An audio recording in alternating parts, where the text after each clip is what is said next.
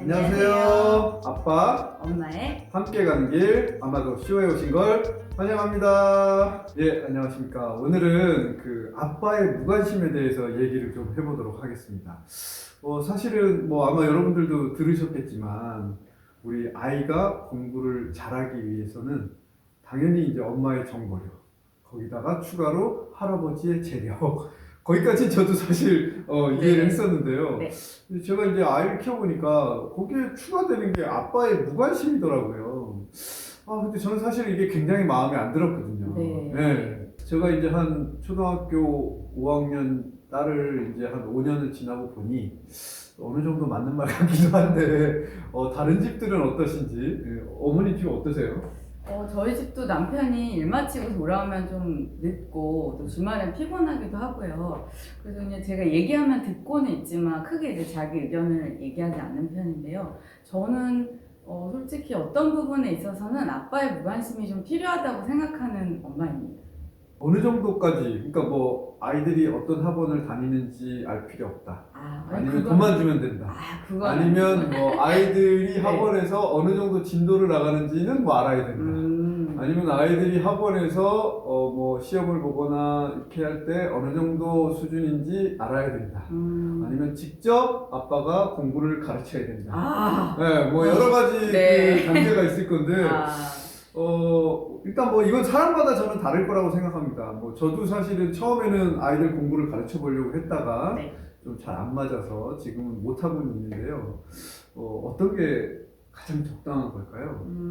일단 아빠님께서 아이들을 가르쳐 보셨을 때 아빠님도 수학 선생님이셨고 옛날에 경험이 있으신데 이 꼬맹이들 1학년 이렇게 확 내려서 가르치기가 쉬우셨나요? 어떠셨어요? 그게 사실 이제 저도 제가 한 예전에 과외도 하고 단과학원에서 사실 강의도 했었는데 그때 제일 낮았던 학년이 초등학교 6학년이었거든요. 그리고 가르친 과목들도 이제 중학교 수학, 과학, 영어 이런 것이었어서 사실 큰애가 이제 초등학교 처음에 들어가서 2, 3학년 이렇게 됐을 때 좀 가르치려고 하자 사랑스러운 딸을 자꾸 화내셨나요? 욱하셨나요? 욱하는 마음이 자꾸 들어서 이거 내가 할 영역이 아니다 하고서 이제 그때 좀 내려놨거든요. 일찍 잘 내려놓으신 것 같아요. 주변에 보면 부모님들이 의욕 충만하셔서 어린 아이들에게 이제 가르치시는 분들이 많은데 저는 사실 저도 선생님 자격증이 있고 아이들 많이 가르쳤지만 솔직히 말해서 자기 자식은 못 가르친다라고 생각합니다.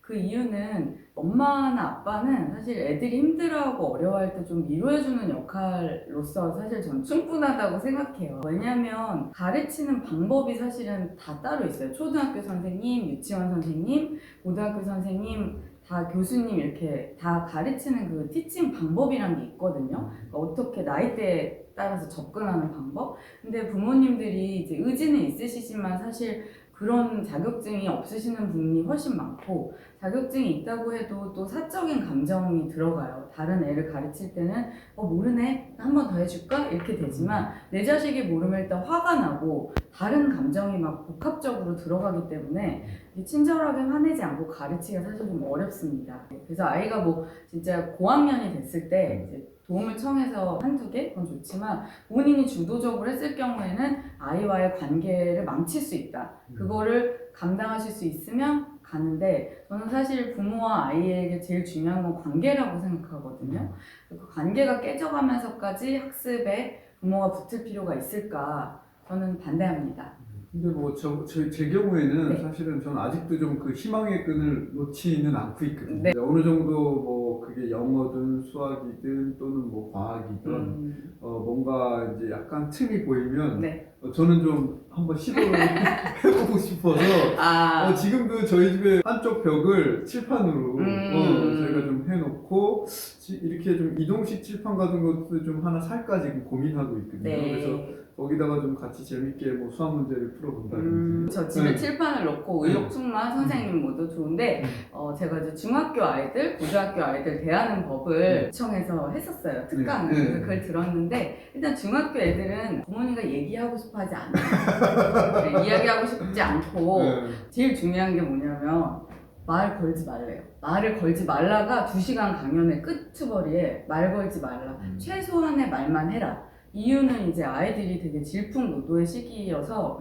굉장히 힘든 시기인데 공부든 뭐든 하여튼 말을 걸면 그 되게 자극이 되나 봐요. 그래서 부모가 입을 자크를 채우고 대신에 아이가 나한테 말을 걸어와. 그때는 그냥 확 이렇게 귀만 열고 미소 띈 얼굴로 그렇지 그렇지 네가 맞지 아 그랬어? 정도만 소통해라. 그런 시기가 이제 사춘기 시기인데 그때 내가 가르치겠다는 마음은 너무 좋지만 애들이 이제 오지 않는다고 하네요. 그래서 여기 오늘 우리의 주제 아버님의 무관심 조금 무관심해 주셔도 되겠습니다. 아니 어쨌든 뭐 지금도 제가 네. 그렇게 막 많은 관심을 갖는 건 아니고 네. 사실 저도 마찬가지지만 네. 아버님들 이제 뭐 맞벌이 같은 경우도 뭐 어머님도 일을 하시거나 그런 경우도 있겠지만 네.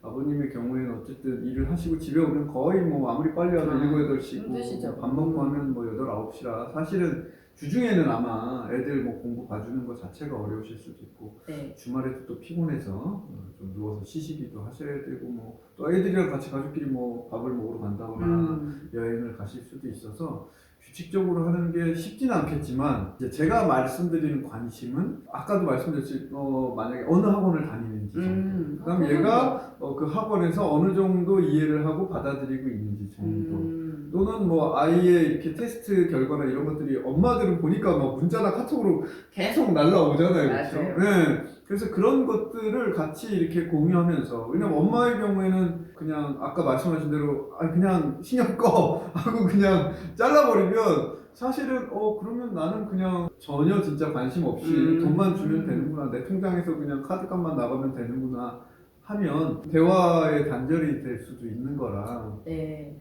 그러면 이렇게 말씀드리고 싶어요. 지금 관심 가지시고 뭘 배우는지, 진도를 뭘 하는지 이런 거에 대한 따뜻한 관심은 너무 좋죠. 엄마한테 막 혼나거나 그럴 때는 이제 좀 가이드 해주시거나 애를 위로하는 거, 야 이거 아빠 때는 이거 안 해도 이렇게 막 잘못되진 않아, 괜찮아, 뭐 이런 역할은 너무 좋죠. 근데 말하자면 선장이 둘이 되는 거예요, 엄마 아빠.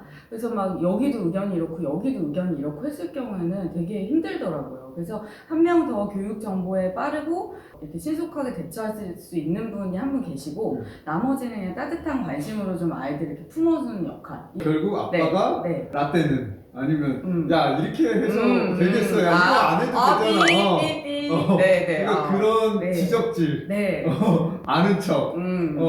네, 사실은 네. 이제 아버님도 변호사신데 저희 주변에 이제 그런 전문직인 아버님들도 많이 계시고 요즘에 공부 많이 하신 아버님들 당연히 계시죠. 그리고 그래서 다양한 분들이 계신데 제일 문제가 공부를 잘하셨던 아빠님들이 문제예요. 왜냐면 그분들 시대는 자기가 이제 딱 결심하고 막 초등학교 때 계속 놀다가 중고등학교 때 나 이제 진짜 할 거야 이래서 막 열심히 하시면 되는 시대였어요. 지금은 사실 시대가 많이 바뀌었어요. 그래서 저도 이걸 받아들이는데 굉장히 오래 걸렸는데 요즘에는 선행이 이만큼씩 나가 있고 영어 못하는 친구들 사실 좀 드물고 다 결국에 초등학교 고학년 때까지는 영어가 어느 정도 돼요. 그리고 뭐 수학 선행도 조금 한다고 해도 뭐 1년 정도 하고 많이 하는 애들은 초등학생, 고등학생 거 끝내고 이런 약간 시대적인 상황이 그러다 보니까 나중에 어떤 아이가 계속 놀다가 자기가 결심을 하고 중학교 때 하려고 해도 잘 안 돼요. 네, 그런 경우가 의욕은 충만하고 부모도 이제 다 놀았다. 우리 이제 하자 하는데 사실 다른 애들이 놀고 있었던 게 아니니까 다른 애들이 다 꾸준히 점진적으로 실력을 키우고 있는 상태에서 갑자기 의욕만 갖고 오면 안 되는 시대예요. 그래서 그거를 아버님들이 받아들여야 되는데 사실 라떼 시대 얘기하시거나 아니면 현재 상황을 직시하지 못하고 다른 식으로 계속 이렇게 가이드를 하실 경우에 애들 되게 혼란스럽죠. 누구 말을 들어야 되나. 저는 그런 거에 대한 우려로 그럴 거면 차라리 관심을 갖지 말아라. 저도 처음에는 사실 그런 생각이 되게 강했었거든요.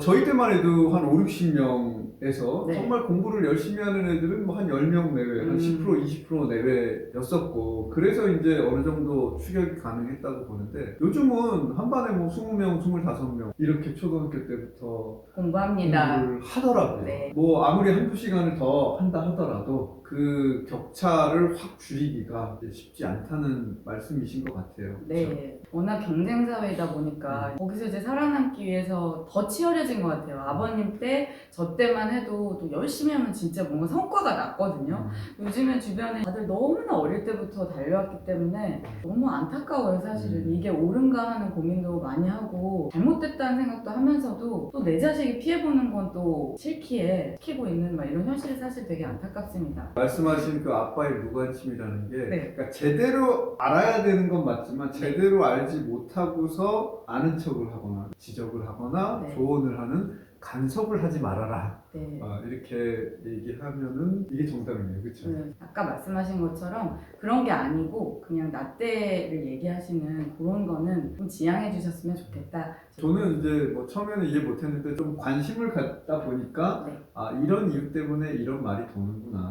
그리고 이런 말 때문에 엄마들이 상처를 받으실 수 있겠구나 하는 생각은 저도 좀 들더라고요. 그리고 이제 네. 아직은 저도 이제 그런 가르쳐 보겠다는 마음을 완전히 접은 건 아니지만 이제 아이와 어쨌든 소통을 잘 해야 되고 또 말씀하신 대로 이게 다 케이스마다 다르기 때문에 네. 기본 원칙은 무간섭 해서 아빠의 무간섭이 필요하다 이렇게 결론을 내리면 될 것 같고요. 네. 오늘은 우리 아빠의 무관심에 대해서 여기까지 말씀 나눠봤습니다. 네. 감사합니다.